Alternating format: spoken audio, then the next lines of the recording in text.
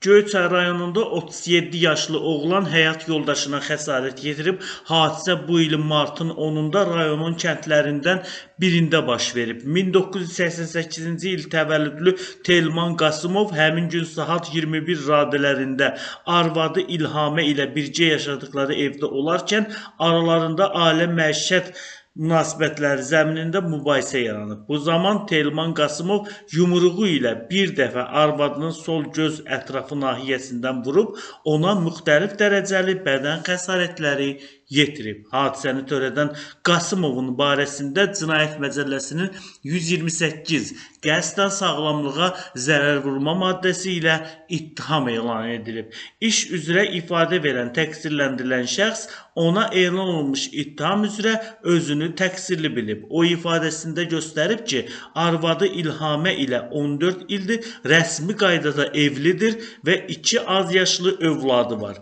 İlhamə ilə evləndiyimiz gündən bəri bizim evdə yaşayırıq. Martın 10-da saat 21 radələrində fəhli olaraq işlədiyim yerdən çıxaraq yaşadığım evə gəldim. Həmin gün çox işlədiyim üçün yorğun və əsəbi olmuşam. Evə çatdıqdan övladımın evdə olmadığını, anası ilə qonaq getdiyini, həmçinin arvadımın yemək üçün heç nə bişirmədiyini, yeməyə sadəcə olaraq əvvəlki gündən bişmiş kartof olduğunu gördüm. Evə yorğun və ac gəldiyim üçün buna əsəbləşdim və arvadıma irad bildirərək normal yemək pişirməyi bilmədiyini, ancaq anasının yanına getməyi, anası ilə qeybət qırmağı bacardığını bildirdim. Cavabında isə arvadım mənə acıqlı cavab verdi, bişirməyə güya heç nə olmadığını, aldığı ərzaqlara uyğun yemək pişirdiyimi bildirdi.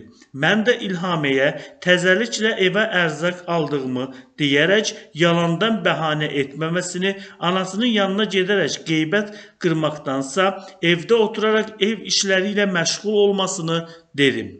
Lakin buna baxmayaraq İlhamə mənimlə sözlü mübahisəni davam etdirdi. Mənim yaxşı kişi olmadığımı dedi. İlhamənin bu sözündən sonra bir qədər əsəbləşdim və yaşadığımız evin qonaq otağından İlhaməni bir dəfə sol gözünün üstündən vurdum. Sonra isə daha özümü cılovladım və İlhamə ilə mübahisə etməyərək evin digər otağına keçdim. Sonradan İlhamənin onu vurduğum üçün barəmdə polisə şikayət etdiyini öyrəndim deyə o ifadəsində göstərib. İş üzrə zərər çəkmiş İlhamənin sözlərinə görə Telmanla evli olduqları müddətdə hərdən bir aralarında ailə-daxili mübahisələri olub. Lakin indiyə kimi həmin mübahisələrimizi ailə daxilində həll edərək qaydasına qoymuşuq. Təxminən sonuncu hadisədən 2 ay əvvəl qardaşım Arif Bakı şəhərində həbs olundu.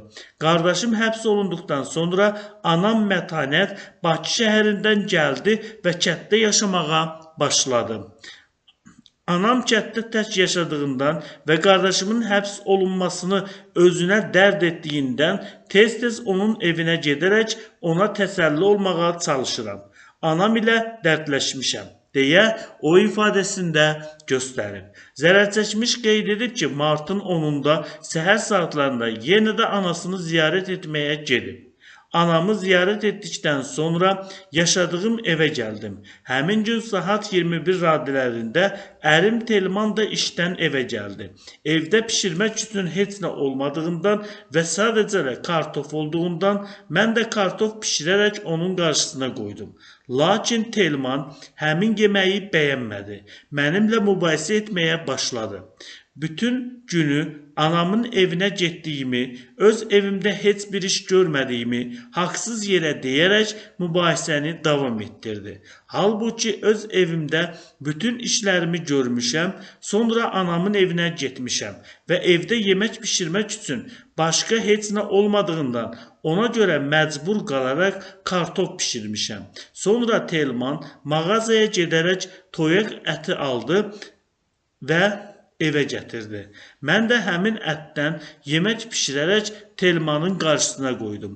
O yemək yeməyə başlayaraq yenə də mənimlə sözlü mübahisəni davam etdirdi və anamın evinə tez-tez getdiyim üçün irad bildirdi. Telmana izah etdim ki, anamın hazırda vəziyyətin yaxşı deyil, qardaşım həbs olunub, anama dəstək olmaq üçün yanına getmişəm.